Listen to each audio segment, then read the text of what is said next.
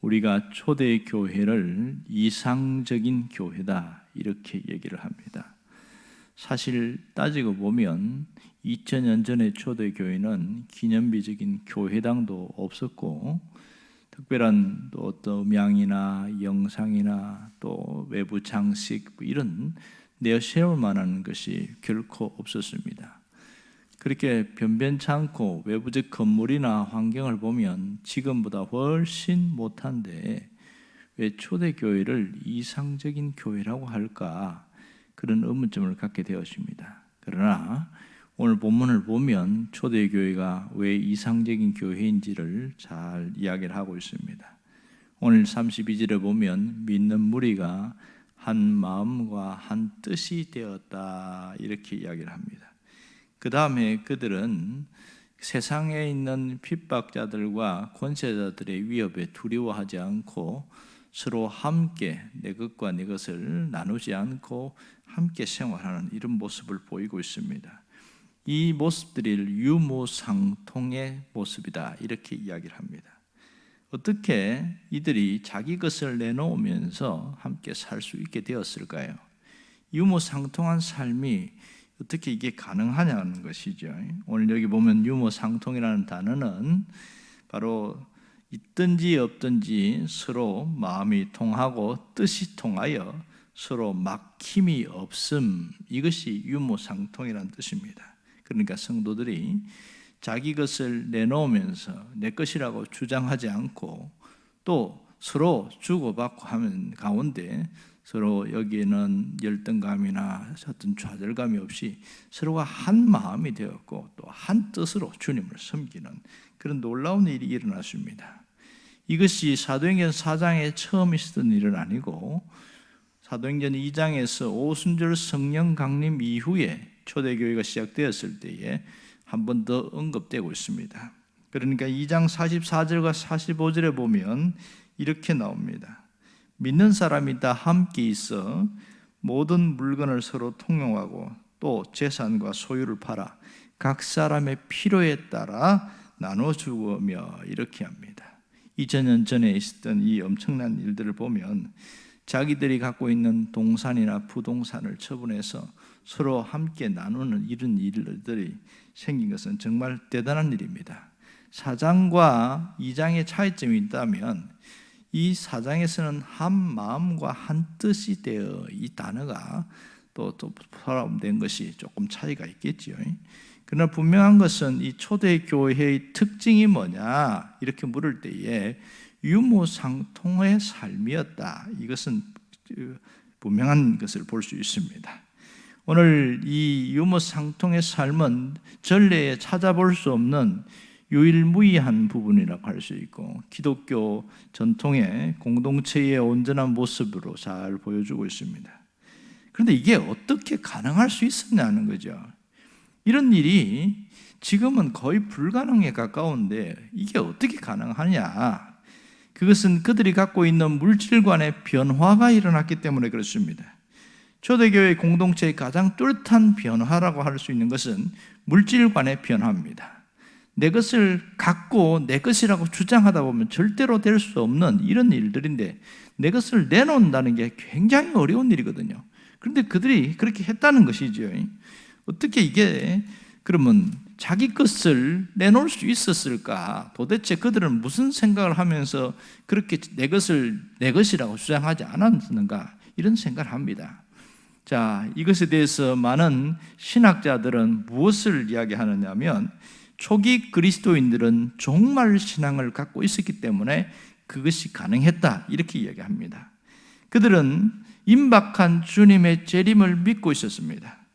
임박한 종말을 확신했기 때문에 물질에 대해서 예외 없이 자유로울 수 있었다는 것이죠. 세상의 종말과 영원한 하나님의 나라를 생각하면서 그렇게 살아오다 보니까 물질에 집착하지 않게 되었다는 것이죠. 단순한 물질은 이렇게 필요할 때 사용하는 그런 것으로 있는 것이지 이것을 부를 축적하는 재산의 도구로 그렇게 생각하지 않았다는 것이 이 초대교회 그리스도인들의 모습이었습니다. 종말이 없다면 아마 이들이 그런 생각을 하지 않았겠지요. 그들이 예수님이 부활 승천하신 이후에 다시 오신다는 그것에 대한 확고한 믿음 때문에 그렇게 살았습니다. 그런데 시간이 가면 갈수록 예수님이 재림할 모습은 보이지 않고 오히려 현실적으로 박해와 핍박만 반복되고 있습니다. 그러면서 그들 마음속에 점점 달라지기 시작한 것은 누구라도 할 것 없이 물질을 신봉하는 자들이 되어버렸고, 이러한 유무상통의 삶이 점점 희석되어 버리게 되었습니다. 결국은 우리에게 하나의 전설과 같은 모습으로 남게 되어졌고, 또 많은 사람들이 주님을 섬기면서도 물질을 놓지 않고 그것이 자기의 어떤 명예의 수단처럼 여기면서 살아오게 된 것이 그런 우리 현실을 보고 있습니다. 그럼 우리는 어떻게 살고 있냐는 것이죠. 우리는 이 물질과 이 신앙적 갈등, 이 현실 속에서 어떻게 이겨내고 있느냐 하는 겁니다. 많은 사람들이 신앙생활을 하면서 갈등을 하는 것이 두 가지 문제인데, 하나는 사람에 대한 문제고 하나는 물질에 대한 문제입니다. 이 신앙생활을 하면서 가장 힘들어하는 건 뭐냐면, 사람과 사람 사이에 일어나는 그런 갈등의 문제를 해결하지 못해서 교회를 떠나거나 옮기는 사람들이 굉장히 많습니다. 대인관계에서 원만하지 못한 부분과 또 하나는 물질의 부분에 선을 넘지 못해서 신앙을 포기하는 사람들이 굉장히 많습니다. 교회에 오기 부담스럽다는 거예요. 왜 부담스럽냐? 교회에 오면 뭔가 자기들 수준에서 돈을 내놔야 된다는 생각을 하기 때문에, 그래서 그것을 넘어서지 못합니다. 가장 큰 것은 11조의 문제입니다. 상당히 부담스러워하고 그것 때문에 교회에 나오는 것 자체를 포기하는 사람들이 굉장히 많습니다. 결국은 사람들과 사람 사이에서 겪는 갈등 중에 하나를 보면, 그래서 그 속에 깊이 들어가다 보면 돈이 연결되어 있습니다. 물질이 그 속에 있어서 그것 때문에 마음이 상하고 힘들고 갈등하는 경우들이 훨씬 많은 것을 보게 되어집니다. 우리가 잘못된 물질의 사용 때문에 욕을 먹는 경우도 굉장히 많이 있는 것은 바로 이러한 처사 때문에 할 수 있습니다. 우리가 정말 이 초대교회의 모습처럼 정말 사는 것은 불가능한 것일까? 이 자본주의 사회에서 살다 보면 이것은 어떤 면에서 거의 불가능에 가깝다고 할 수 있겠지요. 자본주의 사회라는 게 뭡니까? 물질에 대한 소유, 그것에 대한 인정이죠. 그것을 자유롭게 내가 사유재산에 대해서 존중해 주는 것, 이런 겁니다. 근데 그것을 내놓는다는 것은 거의 수도원적인 어떤 그런 사고방식이 아니면 불가능하겠지요. 그런데 희한한 것은 2세기 중엽, 약 157년경에 몬타누스라는 사람이 이렇게 초대교회와 같은 유무상통의 삶을 주장하면서 그렇게 살아온 적이 있습니다. 깜짝 놀랐지요. 몬타누스는 이단의 한 부류라고 할 수 있는데, 이 사람이 2세기 중엽에 임박한 종말론을 외치면서 그렇게 나왔더니 사람들이 모이기 시작했습니다. 곧 재림이 할 것이다, 주님이 오실 것이다. 그래서 사람들이 굉장히 구름대처럼 많이 모이게 되었는데, 그 재림한다는 시기에 주님이 오지 않았어요. 불발로 끝나버렸습니다. 그랬더니 순식간에 흩어져 버렸습니다. 이렇게 그런 이후에도 계속된 종말론을 주장하는 사람들이 많이 있었습니다. 우리나라에도 아주 큰 충격을 준 종말론자들이 있었잖아요. 다미성교회, 1998년 다미성교회가 임박한 종말론을 그렇게 내세우면서 이렇게 사람들이 이슈화시킨 적이 있습니다. 그런데 놀라운 특징은 이렇게 유무상통의 삶을 일시적으로 살아왔다는 것이 참 놀라운 특징입니다. 우리가 이 모습 그대로 살아가기는 거의 불가능합니다. 그러나 이들과 같은 삶을 살아갈 수 있는, 비슷한 모습으로 닮아갈 수 있는 모습이 있다는 거지요. 어떻게 하면 되느냐? 우리의 삶을 바꾸려면 신앙적 가치관을 바꾸면 되는 겁니다. 신앙적 가치관. 그러니까 현세적 축복 중심의 신앙에서 종말론적인 신앙으로 바뀌어질 때에 충분히 우리도 달라질 수 있다는 겁니다. 여러분, 내 것을 집착하고 사는 것은 지금 이 땅에 사는 것이 마치 영원한 것이처럼 착각하기 때문에 그렇게 나타나는 현상입니다. 말로는 죽는다고 이야기를 해요.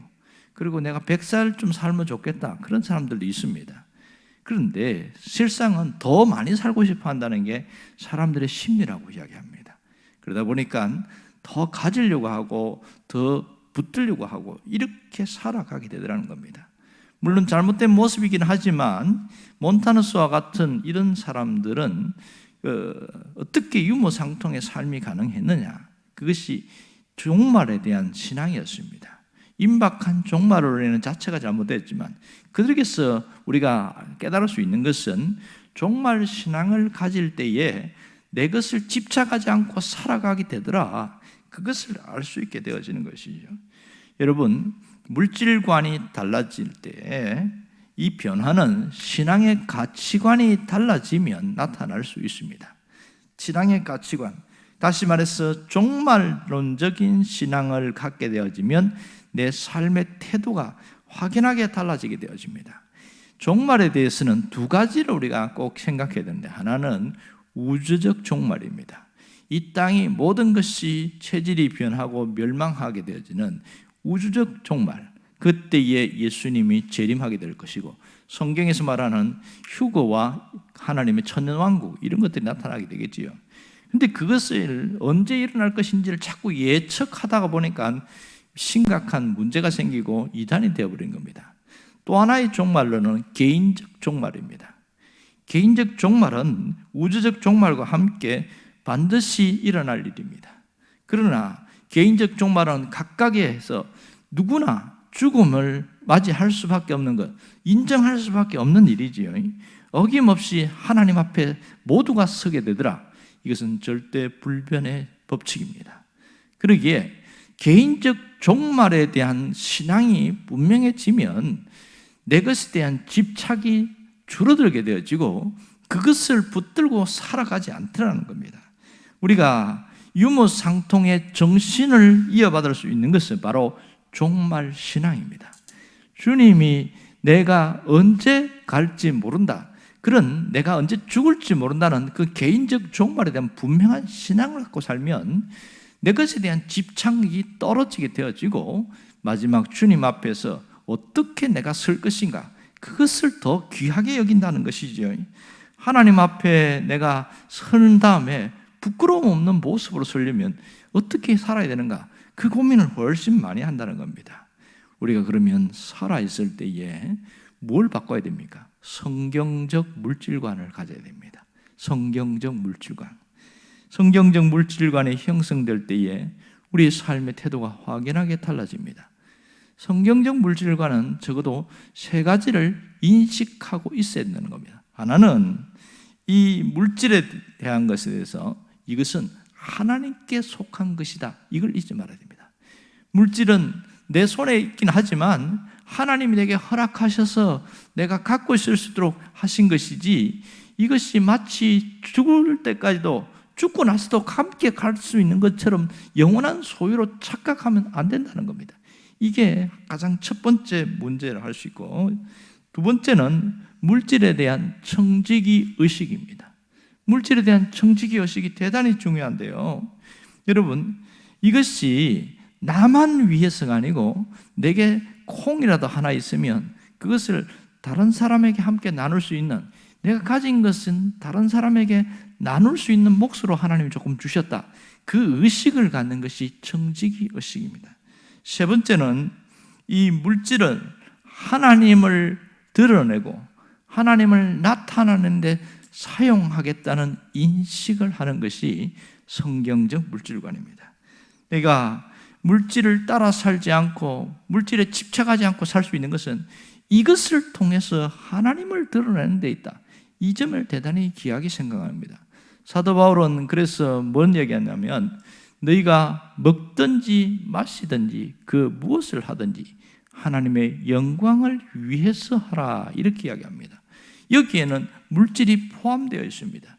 너희가 물질을 어떻게 사용하든지 하나님의 영광을 나타내는 데 해라, 그 얘기를 하고 있는 것이지요. 정말 놀라운 것은 우리가 이렇게 물질관이 달라지게 될 때에 하나님이 주시는 보상이 있습니다. 그것은 칭찬과 존중입니다.